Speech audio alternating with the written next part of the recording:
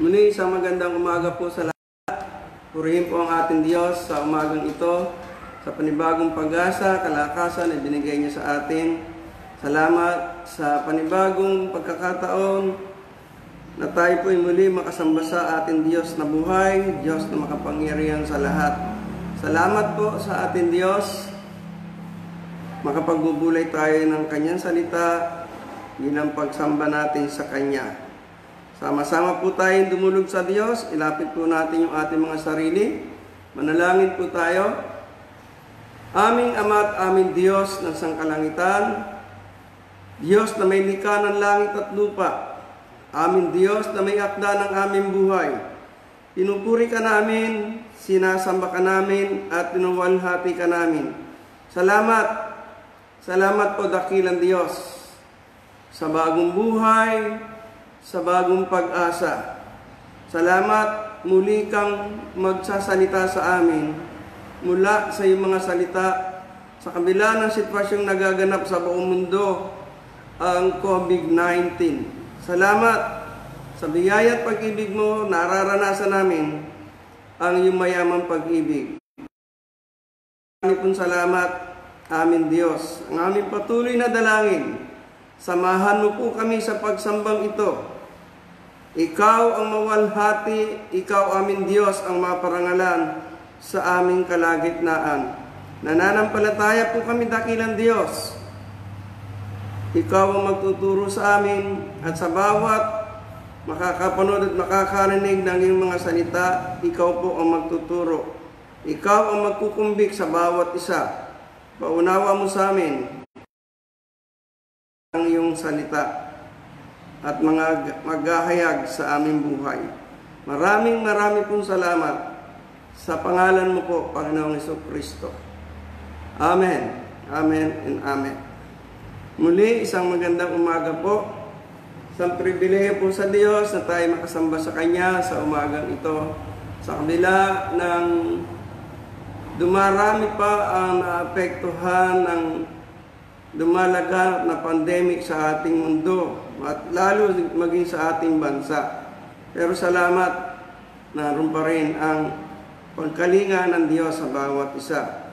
Kaya sa umaga pong ito, ang pag-uusapan po natin, ang isinulat po ni Apostol Pablo sa ikalawang Timoteo, pangkat na 1, bilang na 6 at 7. O 2 Timothy chapter 1 sa verse 6 at 7.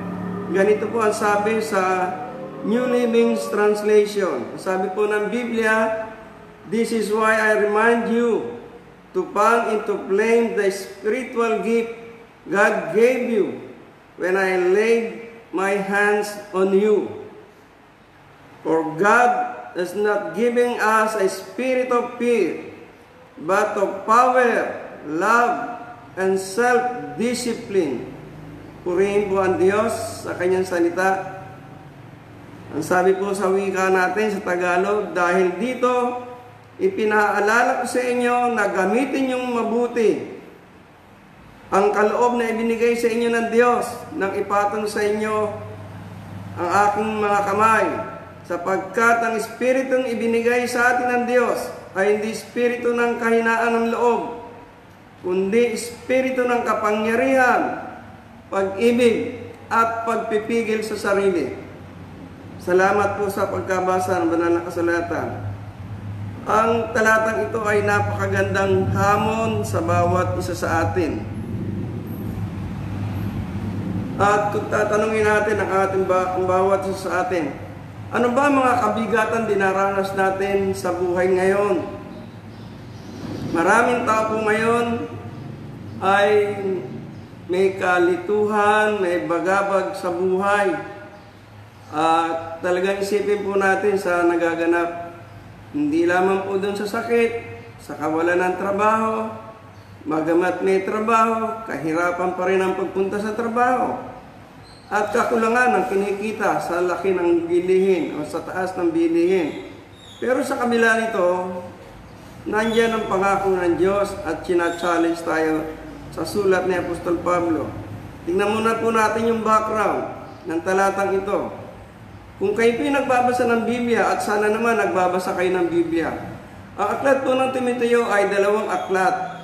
Unang Timoteo, ikalawang Timoteo. Ibig sabihin, nung unang sulatan ni Pablo sa Timoteo, binigyan siya ng advice. Tapos, pangalawang sulat uli. Ibig sabihin, pagka binigyan ng advice, mayroong problema. At itong ikalawang sulat na ito, mabigat yung advice ni Pablo kay Timoteo. Itong ikalawang sulat na ito ay pinakikita na may problema si Timoteo. Kaya sinabi ni Pablo dun sa verse 6, I remind you to fan into flame the spiritual gift God gave you. At napakaganda mga andun yung challenge eh. Pag binasa niyo yung verse 1 at verse 2, ipinakita ni Pablo yung kanyang lola, yung kanyang magulang, talagang yung standard of faith nakikita. At minana ito ni Timoteo. At nakita ni Timoteo, kaya siya ay naging leader na ng simbahan. At hindi lang leader ng simbahan si Timoteo, kundi pastor siya. Pero dumarating talaga sa buhay ng isang tao, kay ano pa ang kalagayan sa buhay, itong mga kabigatan sa buhay. At yan po sa magandang pag-uusapan natin lahat. Kaya nung sinabi ito ni Pablo, second time, kita ni Pablo, bigat na bigat si Timoteo. At sa maraming tao ngayon, anuman ang kalagayan ng buhay, anuman ang kanyang reliyon, dumarating ito. Pero napakaganda rito na sinabi ni Apostol Pablo, fan into flame the spiritual gifts of God gave you. Pag sinabi pong flame, sa Tagalog po hindi po ganun ang pagkakabanggit Pag sinabing flame, fire. Pag sinabing fire, fire of the Holy Spirit. Yung gift na yon, pag-apuyin natin bilang mananampalataya. Ito ang simpleng salita. Matibay nating gamitin yung kaloob na bigay ng Espiritu Santo sa buhay ng bawat isa. At kailangan natin mag-respond bilang nagsasabing sa Diyos. Ito yung remind sa atin lahat. Gamitin natin ang kaloob ng Espiritu Santo. Ako po ay naniniwala, lahat ng Kristiyanong totoo, may kaloob ang banal na Espiritu sa Kanya. Lamang, marami hindi po ginagamit at hindi po nagre-respond. Ang isang mananampalataya pagka hindi nag-respond sa remind ng Diyos na gamitin yung kaloob ng Diyos sa kanya, time will come, darating yung panahon, manghihina siya sa pananampalataya niya, manlalamig siya, at darating yung sabihin ng difficulties sa buhay. Pansinin niyo, maraming mananampalataya ngayon, easy-easy lang ang buhay, kumikita, okay naman kahit pa paano, pinagpapala ng Diyos, pero tignan natin ang buhay kung naalala pa ang Diyos. Kaya sa umagang ito, ang tema ng ating pag-uusapan, ang topic natin, facing difficulties in life. Harapin natin ang kabigatan sa buhay. At dapat,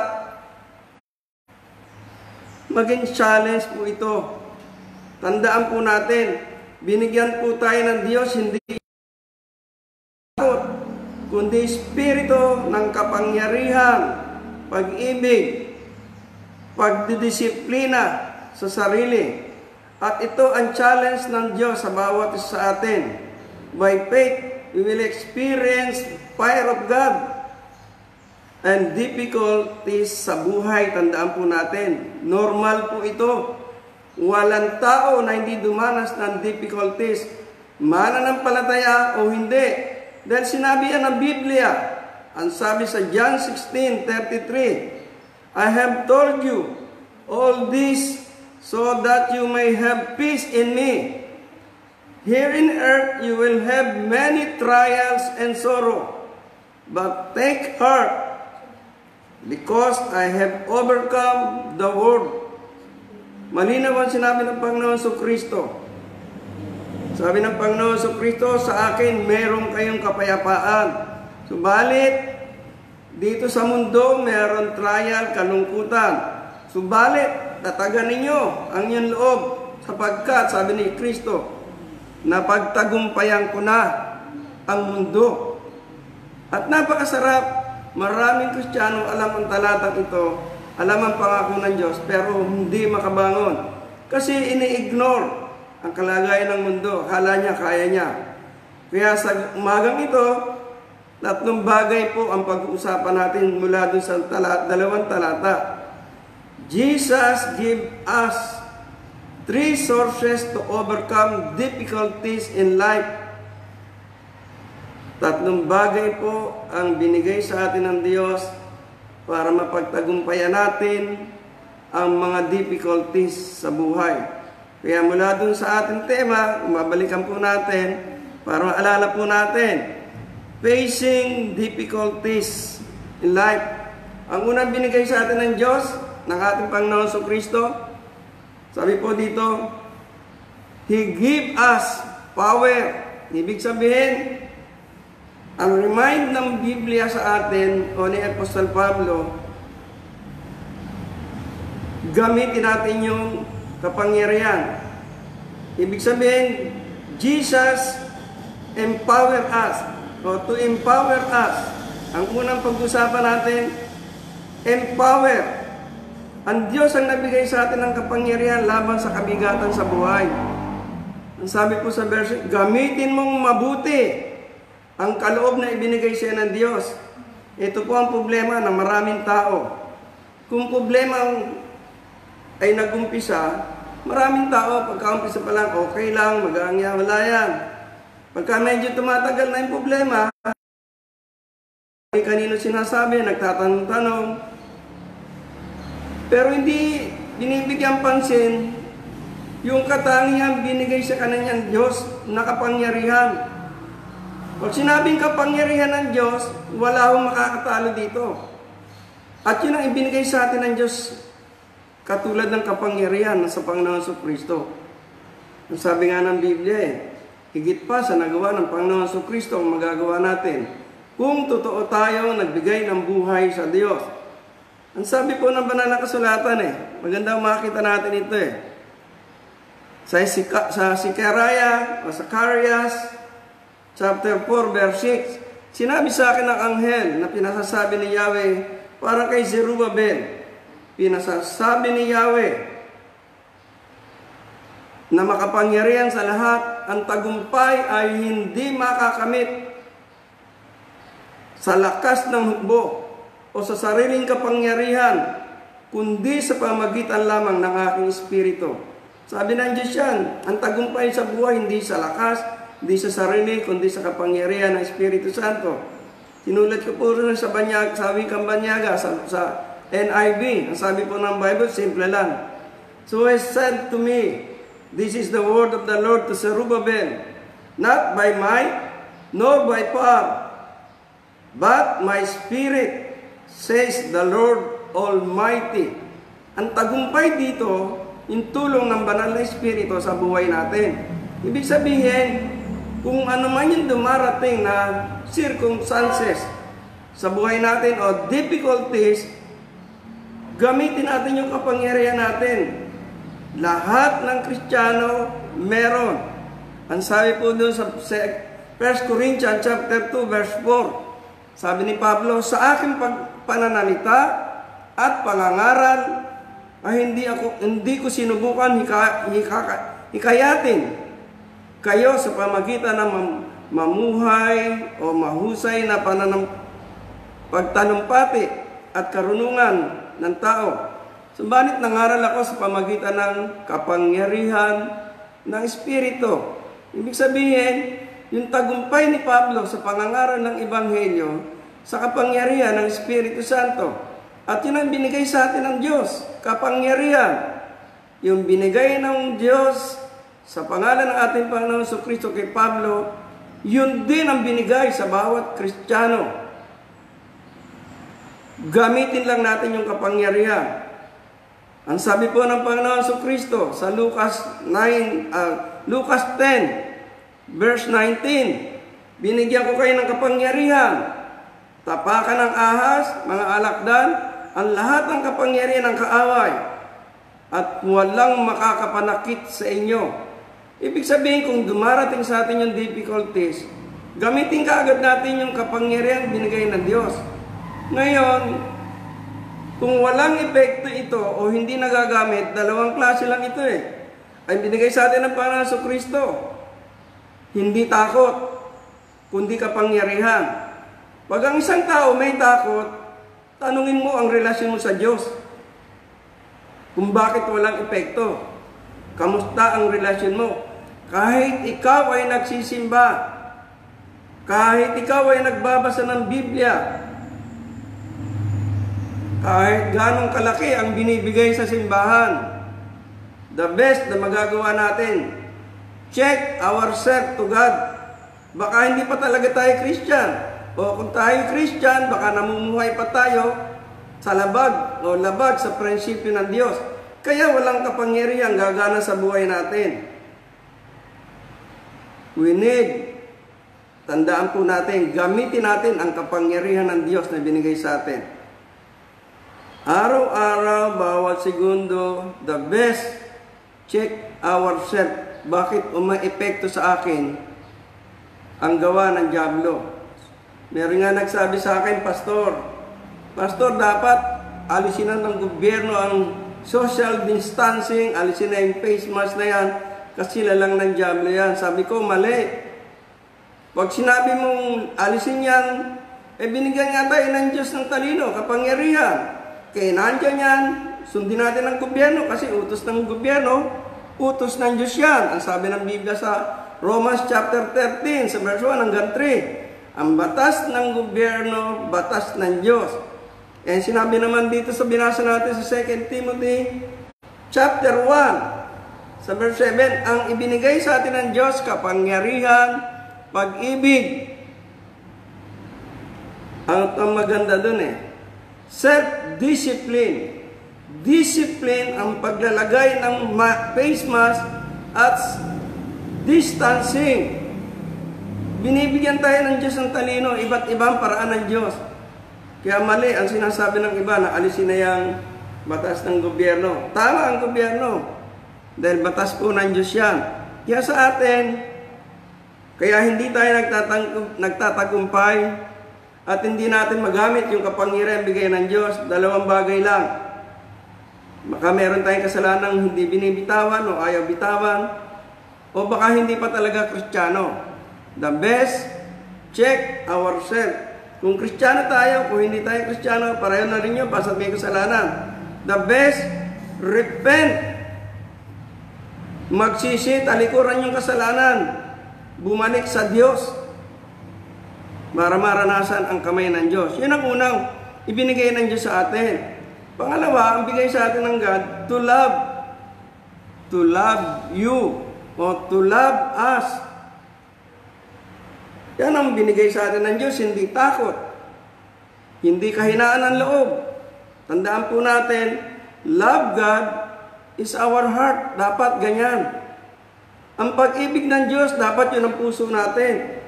Ang meaning po ng love sa Biblia, number 1 po, natandaan po natin, love is sacrifice. Bakit? Ang Ama na nasa langit, siya He sent His only begotten Son, and Jesus Christ sacrificed Himself for us. He gave Himself to cross up to death, to pay our kailangan lang to live it, love for God. Ipamuhay lang natin yung pag-ibig ng Diyos. Yun ay binigay sa atin Ibig sabihin, kung pamumuhay natin yung pag-ibig ng Diyos, papayag tayo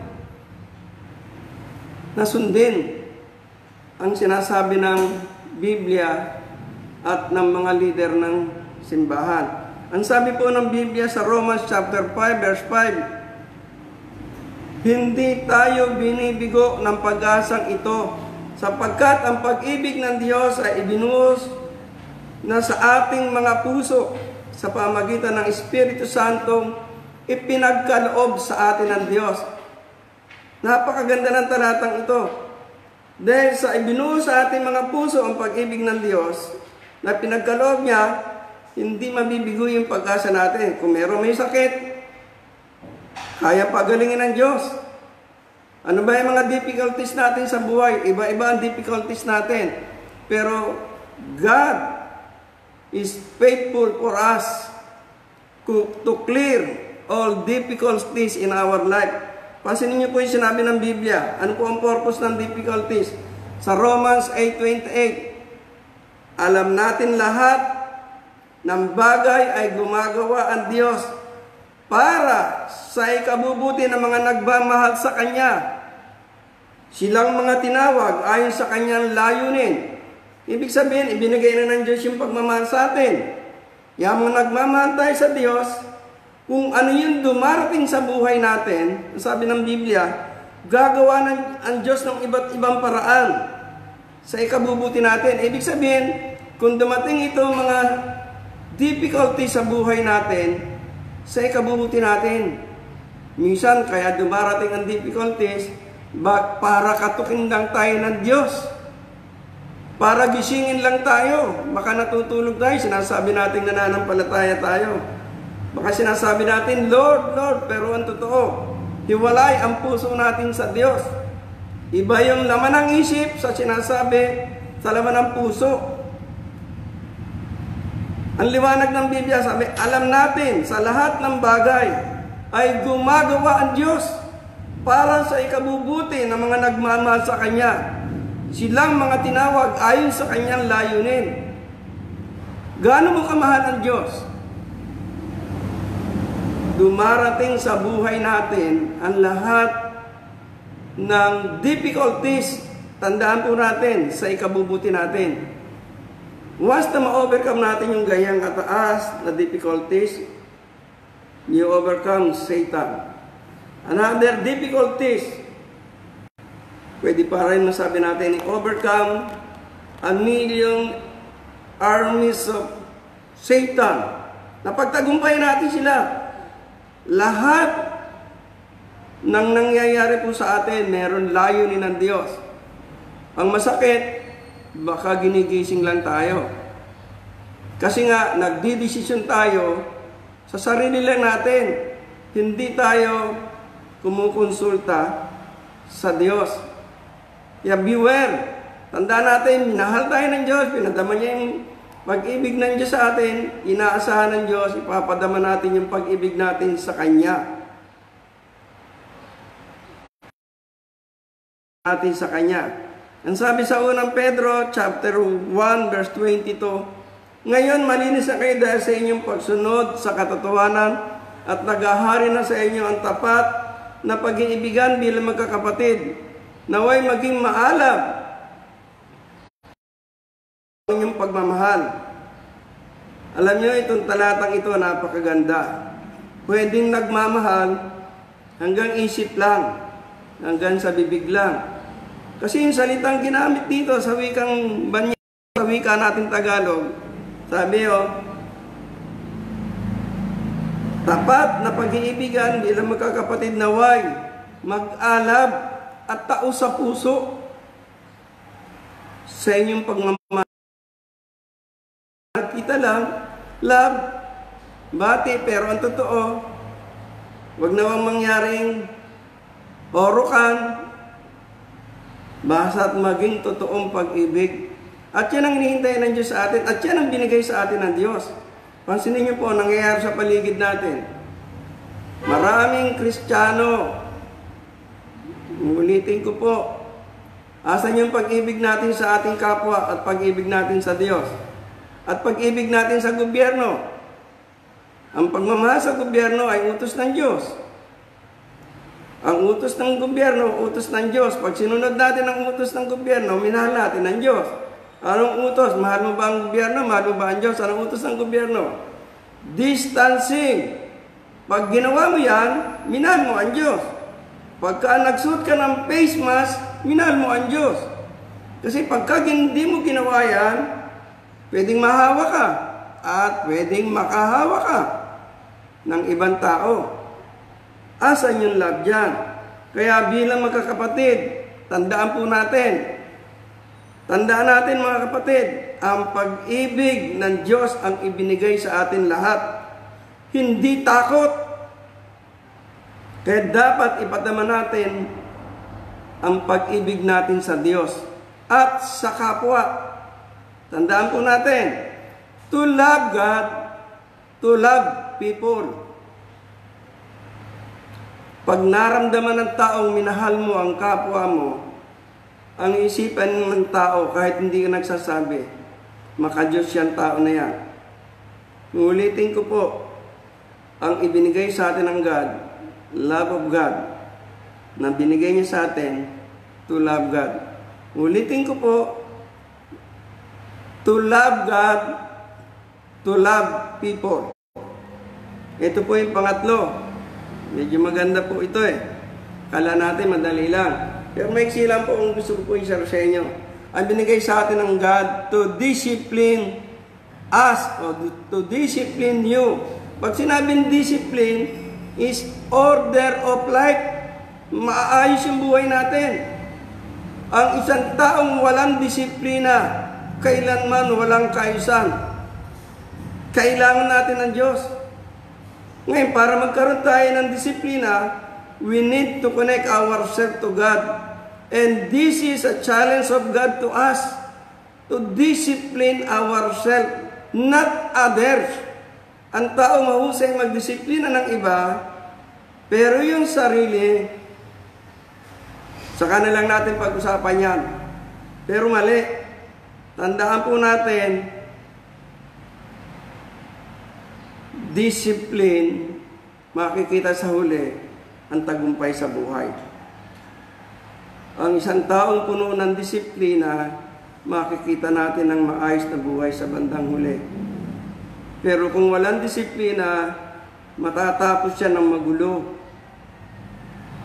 Pansinin niyo nung araw ng martial law, hindi ko makakalimutan yun eh.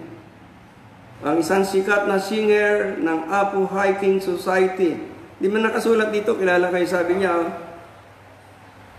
ang bisikleta, disiplina ng buhay.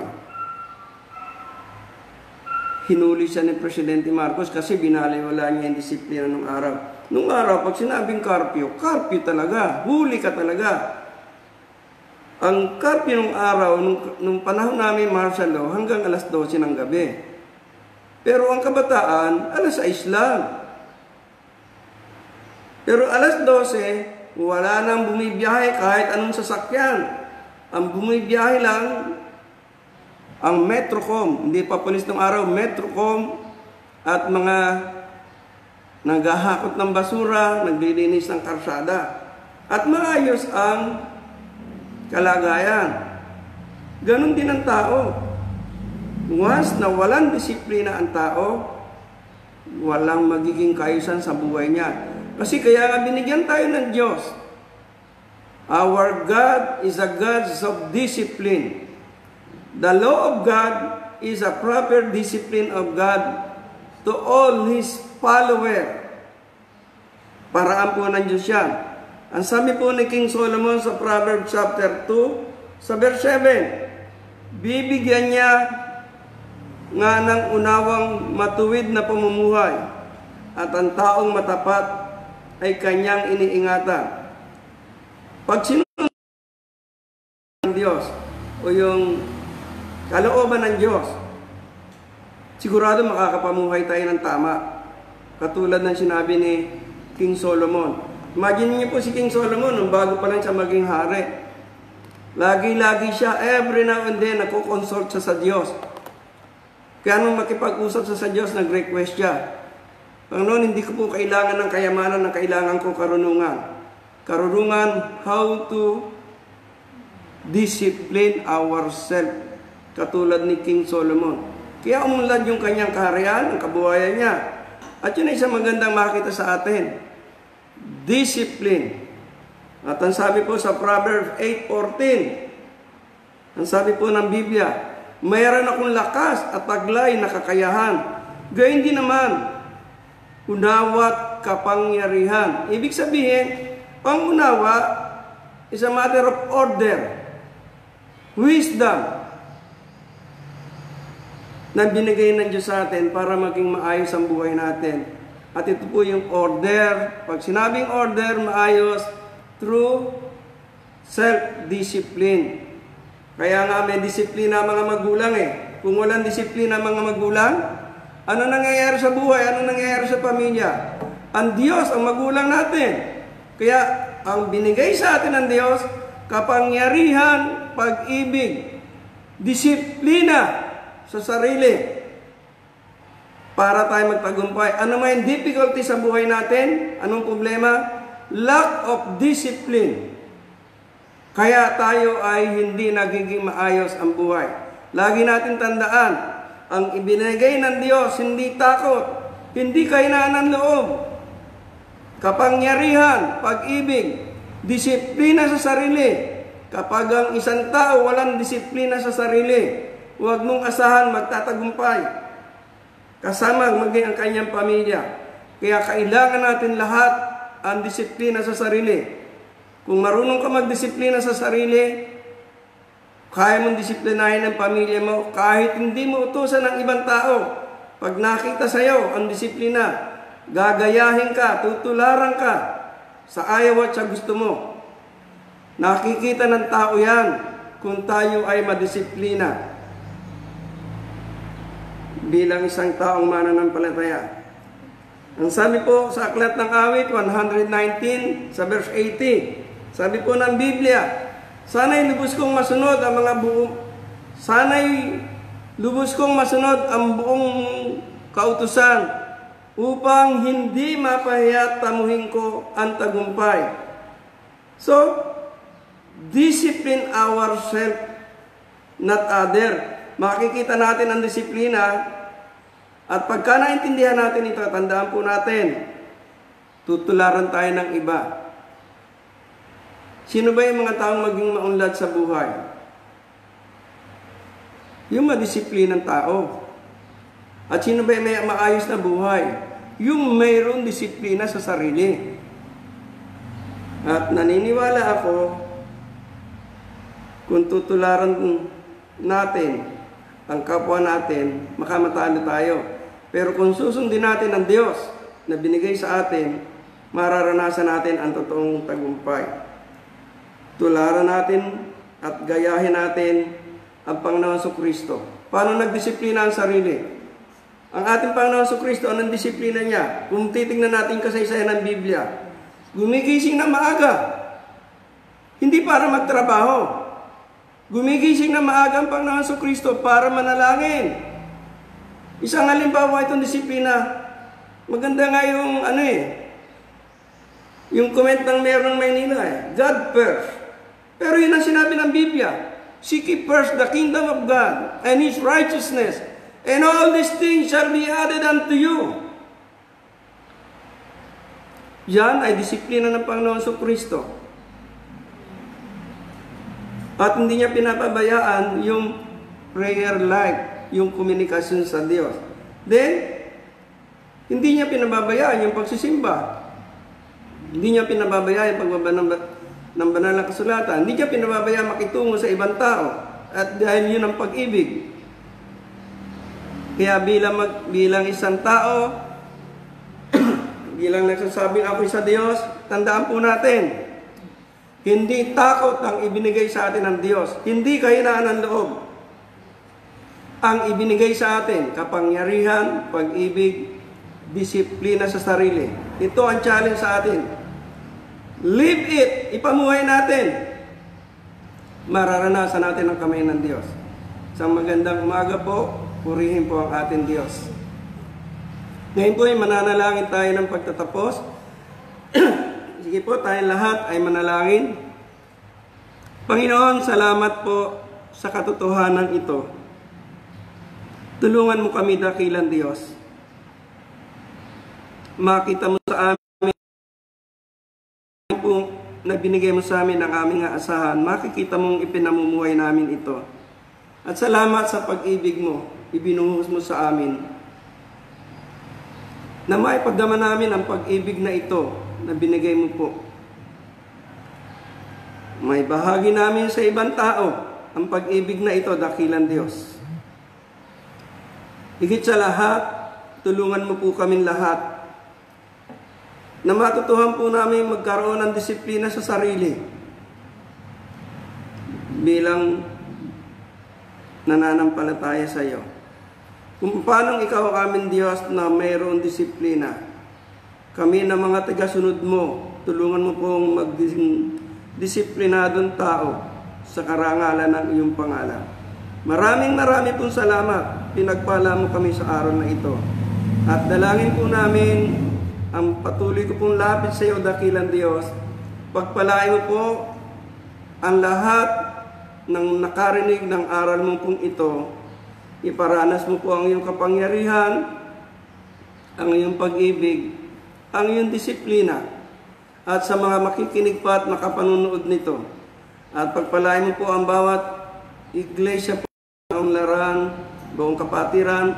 Ipaunawa mo po ang kahulugan po ng difficulties sa buhay. Minsan ginagamit mo upang kami gisingin mo sa buhay pananampalataya namin. Pagpalain mo po ang kabuuang iglesia po ng IRM mula sa tagapanguna po ng kabuuan ng iglesia sa pangunguna po ng Bishop Nemi Martin at ang buong Council of Elders at ang buong liderato po ng iglesia. Salamat. I-bless mo po ang lahat ng Kristyanismo po sa bansang Pilipinas. Iparanas mo po sa amin, dakilang Diyos, ang lubos na pagkalinga, pag-iingat at pagpapala. Maging ang bansang Pilipinas, amin Diyos, dalangin po namin. Pagpalain mo po mula sa aming Pangulo, sa kanyang cabinet member, sa mga senator, congressman, maging sa governor, mayor, hanggang sa mga barangay.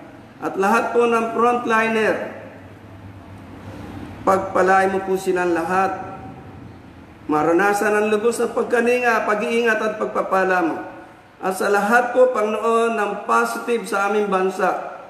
Lord, mahabag ka po sa kanilang lahat. Your healing, Panginoon, we declare to them to glorify your God, to glorify your name, O God. Salamat sa oras na ito, sa lahat po ng positive ng pandemic na ito. Nire-release po namin ang iyong pagpapagaling, dakilang Diyos.